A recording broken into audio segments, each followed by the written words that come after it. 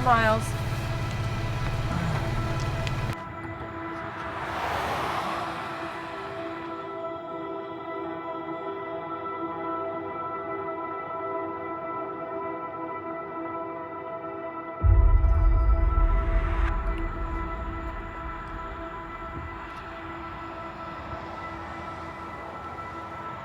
I'm Captain Harley from How To Boating. I started How To Boating a year and about 5 months ago. Guys, we've got this. The name came from how to do everything boating, and we really cover every topic, whether it's, safety, docking, navigation aids, rules, all of that stuff. So it kind of stemmed from that.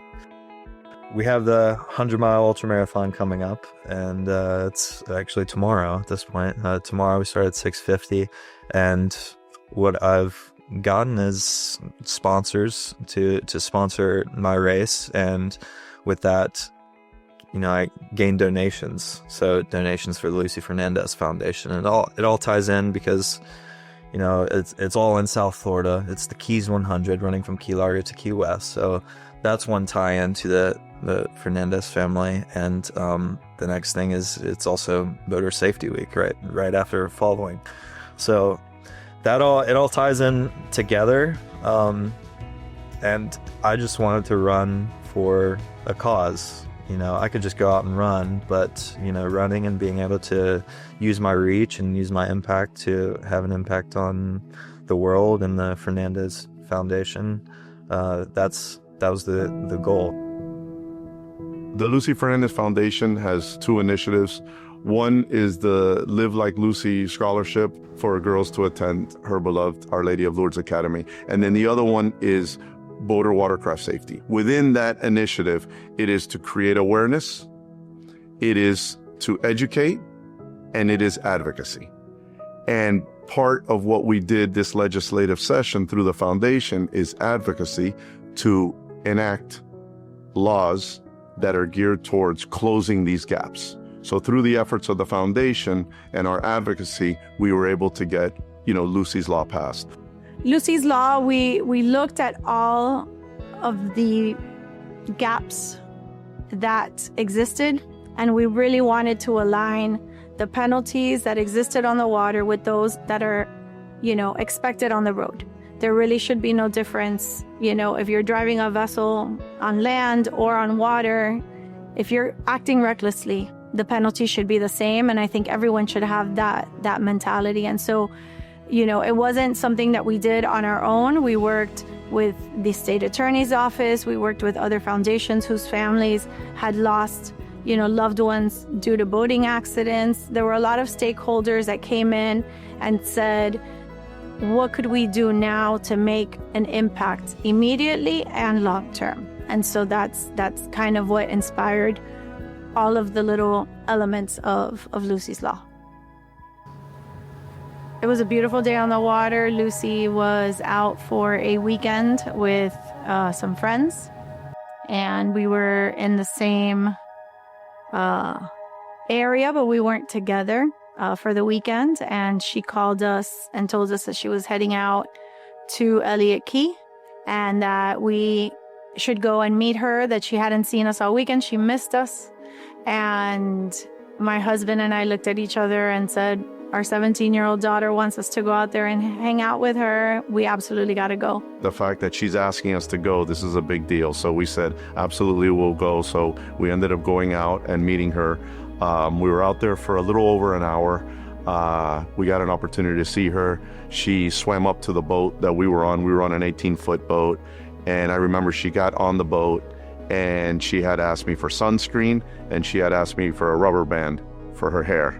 And I remember having an interaction with her, and then she jumped back in the water and she was with her friends, and she was in her happy place. She had a smile from ear to ear, and she was doing exactly what she loved to do. And about an hour and a half later, we got a call that there had been an accident and that Lucy was on the boat that had the accident. So we decided to get back on. We were on the little boat we decided to jump back on the little boat and head out that way. We knew where they were coming from, so we just kind of took off, not really knowing exactly where they were. And by the time we got out there, she had already been taken on a police boat to the helicopter that was going to take her to the trauma unit. We spent the next several hours looking for her. Nobody could tell us what hospital she was at, and she came in with no ID, and so she was a Jane Doe. And we stopped at several hospitals that we had heard were receiving victims from the accident, and it wasn't until the last hospital that we went to that we were able to identify her. We got to the last hospital, and my wife Melly went to the attendant and said, my daughter, and they said, we don't know. And they said, what was your daughter's name? And what is your daughter's name? And we said, Luciana Fernandez. And she said, oh, hold on a second. And then she came back and says, your daughter's here. And my daughter had a necklace with her initials. And that's how we were able to identify her. So it was, as you can imagine, a very rough evening. But she gave us time to come to terms with what was happening, and she was good like that. She was always very thoughtful. And I always feel like even in that moment, she waited until we were there to process what was going to happen, and she did. She passed away at 6:30 in the morning, almost 12 hours to the minute when the accident happened, and it's been like that ever since. I find a lot of peace even today. When I go to the boat or I go out on the water, I find a lot of peace, and I find a lot of connection to her. When I'm out on the water, I feel her. Out of most of the things I do, others find her when they go to the garden, when they go here. Me, it's when I'm out on the water. I just feel her, and because that was our place together. So do I hate it? Absolutely not. I love to be out there because it brings me a lot of memories of her. I think accidents on the water don't just happen. I think there are a series of miscalculations and, thoughtless sort of choices that people make that when you compound them together, the outcomes are really severe. Maybe one thing that you do may not be deadly in the end, but when you do multiple things, for sure the risk increases. And so, in a lot of cases, it's failure, to keep a proper lookout. You're not paying attention. In our specific case, the speed is a huge, huge factor. The speed plus the fact that the boat had so many passengers in it is another huge factor. The operator wasn't on the right side of the channel and must have not been paying attention because it was a straight shot to it. So we don't believe that, in the moment there was either a second person being a lookout or him paying attention, right? And so those are all multiple things. Part of the things that we've been advocating for is education and awareness. And I think that boating is a beautiful pastime, and it was Lucy's passion. And we have come to this, sort of mission being lifelong boaters. So we're a family that loves the water. We're a family that has grown up on the water. She grew up on the water. But it takes a lot of time and a lot of practice to become experienced and to be proficient, I believe. And there's a very big difference between learning to go from point A to point B And that is all you do constantly, as opposed to actually really learning the navigational rules, actually learning how to properly operate a boat, because there's so many factors that go into it that people don't think about when they buy a boat, honestly. And education is something that has been, for whatever reason, either an afterthought or an assumption, right? There's an assumption that because you bought a boat and you're a certain age, that you all of a sudden are proficient and responsible. And none of those things are true, as we've seen. The statistics in the state of Florida specifically say that 80% of the accidents that are happening with people that have no boater education.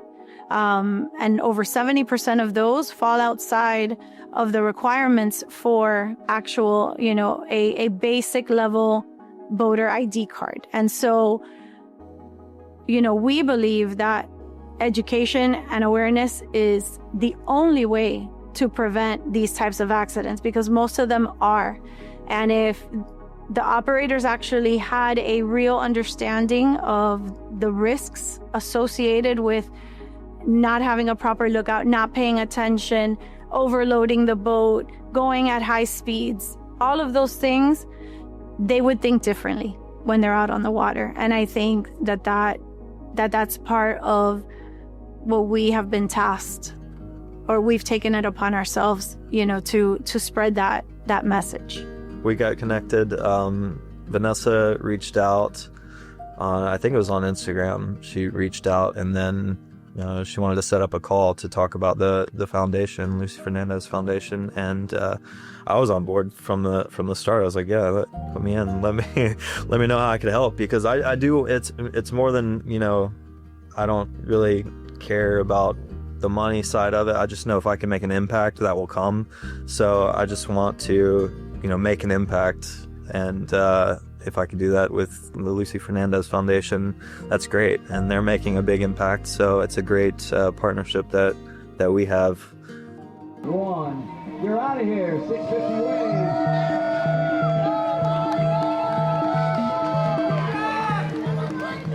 We are, what is this, 10 hours post-finish, so yeah.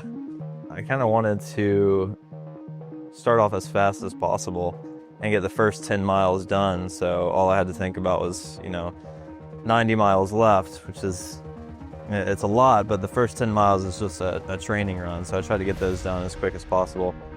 And once we got done with that, only 90 miles to go.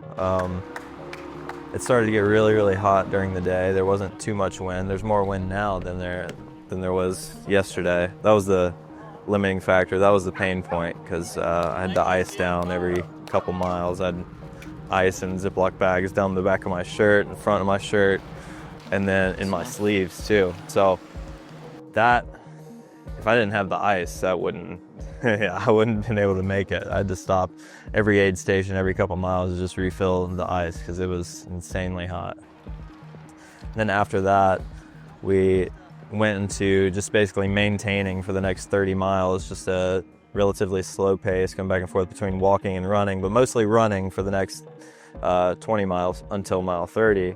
And then after that, it was more walking, less running until mile 50.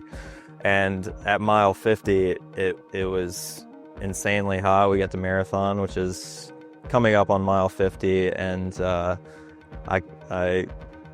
wasn't able to run anymore, so I just started speed walking, and I guess that's the edge that I have over other people is, other people stop running and they're just like slowly walking, but I could speed walk at a pretty high pace with a decent amount of energy, and that's the main thing, is energy and being able to eat, to prepare, eat a ton leading up to the race, and then during the race you just got to maintain your energy, and for me, I maintained it really well.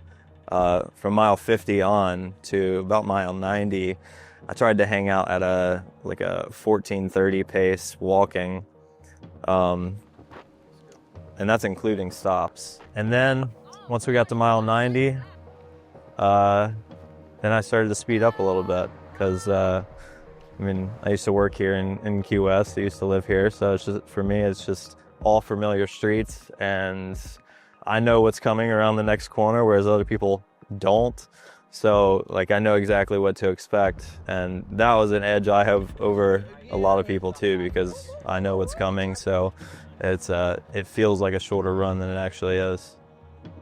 Overall, it was pretty good. I had energy throughout, and yeah, maintaining energy and keeping my feet from getting wet with all the ice that's running down into my feet, and it's super hot on the concrete. So I wanted to keep my feet from getting wet. I tried to like sprint the last 8 miles, but my legs were kind of giving up on me. And so I sprinted for a little bit and then walked, and sprinted for a little bit and then walked for the last 8 miles, which was good. It was good. And I passed, I don't know, about 10, 15 people at the very end within the 8 miles.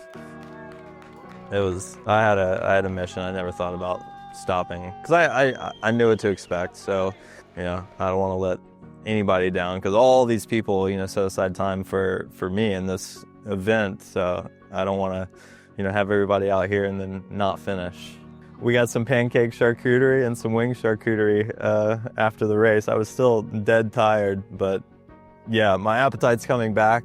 So I ate some wings, I ate some pancakes, and yeah, probably this afternoon, now that my appetite is back, I'll eat a lot more before I go to sleep.